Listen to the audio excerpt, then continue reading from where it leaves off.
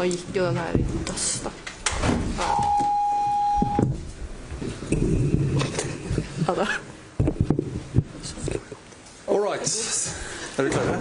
Yeah. Ready? Okay. So welcome everyone to this press conference with the Norwegian women's national team leading up to tomorrow's opening game here at UEFA Women's Euros 2025.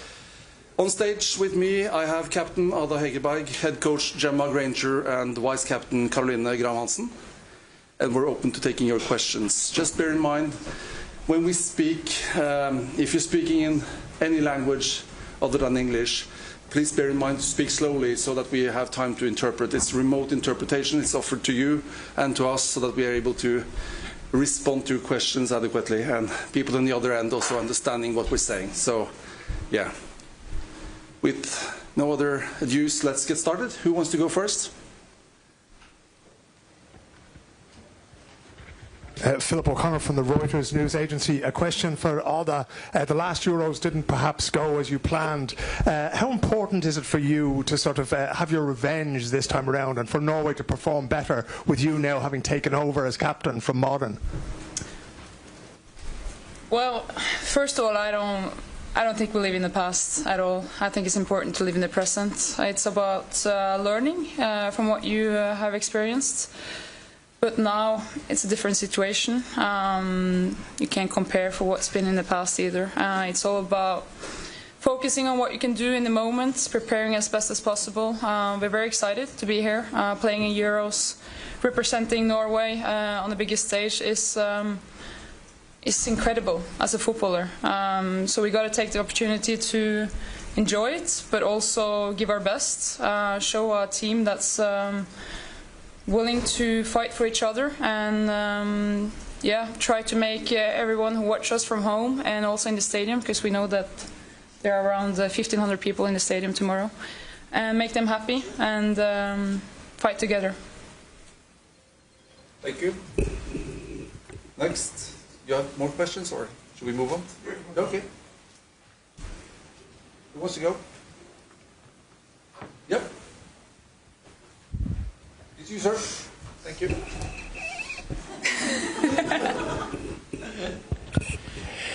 Hello, Wojciech Nowakowski from Sport Poznań. I hope you will have tomorrow easier decisions, coach, than me which mic to pick.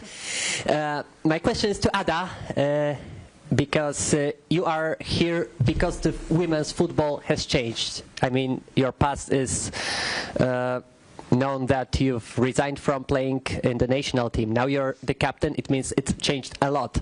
When you look at it, traveling with Rome and with the national team, where do you think in the Europe or in the world the women's football changed most?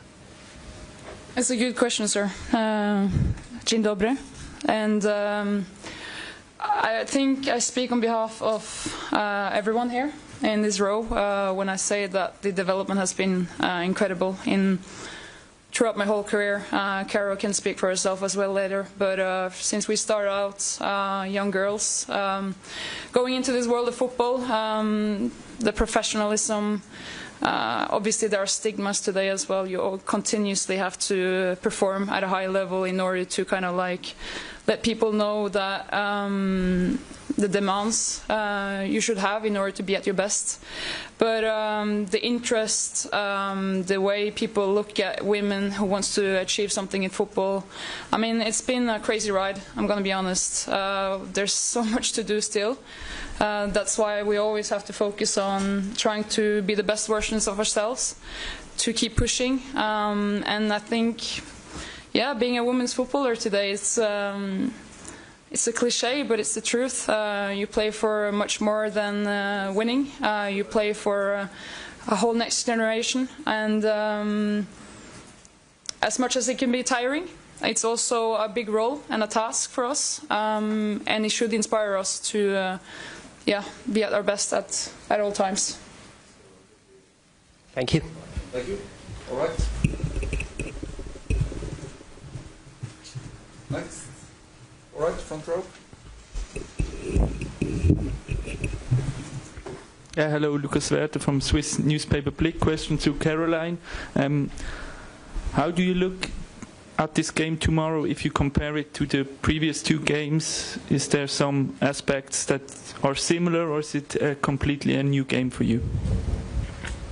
Hello. I think it will be a new game. Obviously, it's not so often you play two teams at such a closed space of time, but I think it's going to be a very different game tomorrow. For many reasons. For one, it's a Euro opener. It's always a special moment. You play the host. It's going to be a full stadium of Swiss people. So we know that we have to be at our best, focus on what we can do to perform at our best, and yeah, give it our best to enjoy the moment. It's going to be a fun game. From your perspective, will it be the most difficult game of these three because of the crowd here in Switzerland? Let's see. I always believe that each game lives its own life, and I haven't thought that far of the other games. So for now, it's just focus on trying to beat Switzerland tomorrow and enjoy the moment. This is the Euros, and this is where you want to be. Thank you. Next. Vege.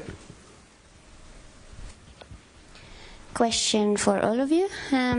Tomorrow is the opening match. You are playing the opening match, but it is another match that is playing before you. What do you think about that setup?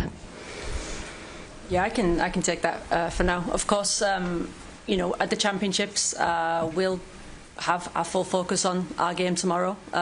We obviously are aware of the other game, and we'll scout that game appropriately, but for us it's all about this game. The focus, we're here, you know, like Arda and Karo have said, we're first game in the European Championships. We don't look any further than that, and that includes the other games, so we're ready for the game. The preparation, the final preparations are in place. We're very excited to be here, and we're very excited to play in front of the fans in the stadium tomorrow. One more. Also wanted to ask you, Gemma, about the Swiss team. There have been a lot of injuries coming in the past days from that team. How does that affect your game plan and the way you plan for the match?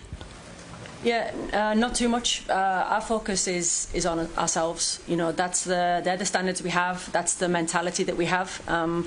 Because that's what we can control. You know, throughout this tournament there'll be many different things that change, but for us we'll stay focused on our team, what we deliver, because at the end of the game that's what we will hold ourselves accountable to.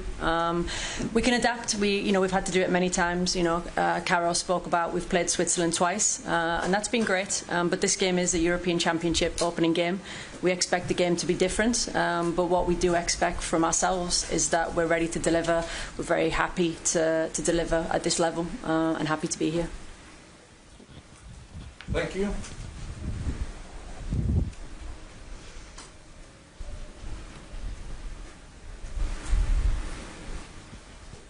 Hi, sorry. I thought anyone was going to ask this before, but because we are all melting here, so how are you dealing with the heat wave? Because it's been crazy.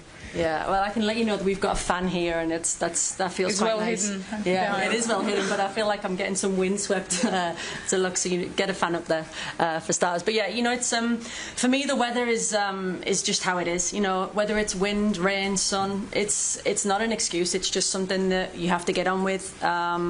It's the same with the pitch, with the stadium. So for both teams, it's exactly the same. Of course, we've had some good strategies to make sure that we can recover well. So that's all in place. But actually, tomorrow night the weather will not be on our minds. It'll be about enjoying this game and making sure that the team can perform.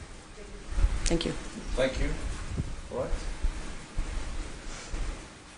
I have a question to Caroline. Christian from Blick, Switzerland. You play in Barcelona with Sydney Schertenleib. Can you talk a bit about her and about her development in Barcelona that last year? Oh, Sydney's a great talent. She has all the football future in front of her. Hope you don't put too much pressure on her. She's still very young. And she had, I think, nice first season, adapt to the living in a new country, away from home, and competing with a lot of good players every day helps your development, obviously. So very nice girl, trying to do her best all the time, and you will for sure see a lot of her in the future. Just be patient and don't put too much pressure on her. Thank you. Hi, Jonna Taveer from NOS Sports from the Netherlands. So mental well-being is, well, an important topic also in women's football. So I was wondering, actually, maybe it's a question for all three of you, but maybe for you first, because you are known for, well, for investing in communication and sending app messages to the players. I just want to know how you as a team try to keep healthy and fit mentally, because that might be the 1% that can turn the game into your advantage, right? Yeah, of course. And you know, when we talk about footballers, people, it's people first, and it's always that way. So for us, the mental well-being of the team is the number one on the list. How people are, how we can help people to be at their best, and it is seeing them as that person first and foremost. You know, you mentioned about communication.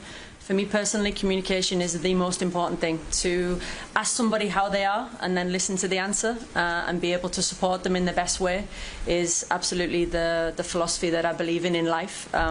So for me, it's at the top of the list. You know, there are so many expectations. The women's game is changing at such a pace. So if we were sat here at the last championships having this conversation, you know, it's changing so much. So we have to put a high level of support and focus in this area because the expectation keeps getting higher and higher. So for me, the support needs to match that and of course go above it as well. Yeah, so maybe follow-up question for you as a captain, Ada. Could you give us just a glimpse in how the team is mentally preparing? And it would be nice if you could share a bit of something that we all would know, how you make fun, or because you mentioned having fun is very important, enjoying. So how do you do that off-grid? I think it's important in a group to create as much trust as possible between the players, between the staff, in order to have a healthy environment where people feel like they can be themselves 100%. I mean, sports is a tough thing. You demand a lot from yourself, you demand a lot from the environment, and there's going to be tough situations. And the more trust you have among your teammates, among your staff, from your coach, the easier it is to stand tall in the tough moments as well, to feel that you're a collective, to feel that you're a team. And that's something that I bear in mind all the time when I'm in this group, is that everyone is feeling that they're seen. I think to be able to be seen is something incredible, that every individual knows their role, know how they can contribute. Because, you know, we talk a lot about the 11 playing, maybe those who come in and out, but you have a group of now 23, 24 players who all play their role in something that's going to be, hopefully, a long tournament. And you're going to count on everyone. And so having trust, having a safe ground where people feel they can contribute is something essential to me. So just my last question, because there is something to celebrate. So 3 players of your team are having their birthdays during this tournament, including yourself.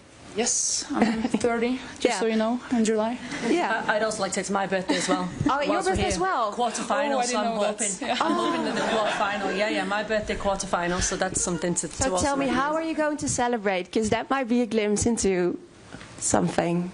The quarter-final will be enough for me. So, yeah, that can be my celebration for sure. Yeah, that would be nice. That can be mine. I don't know about yours. I'll take a win and a qualifiers to quarters as well. I'll join on that one.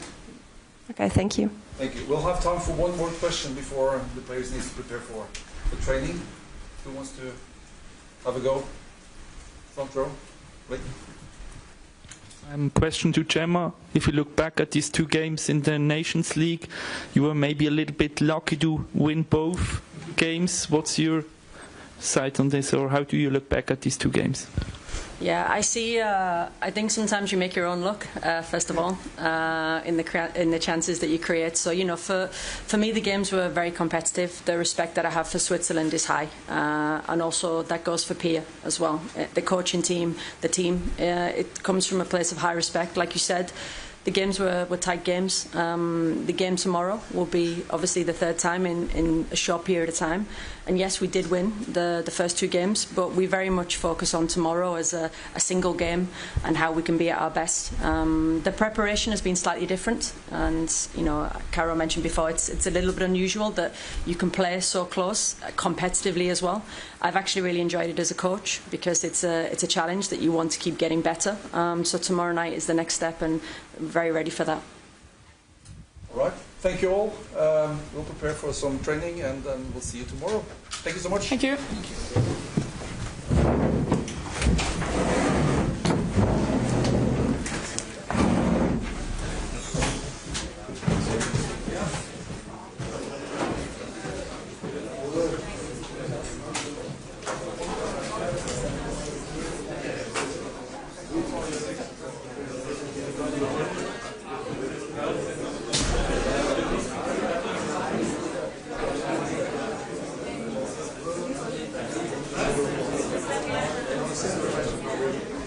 Yeah.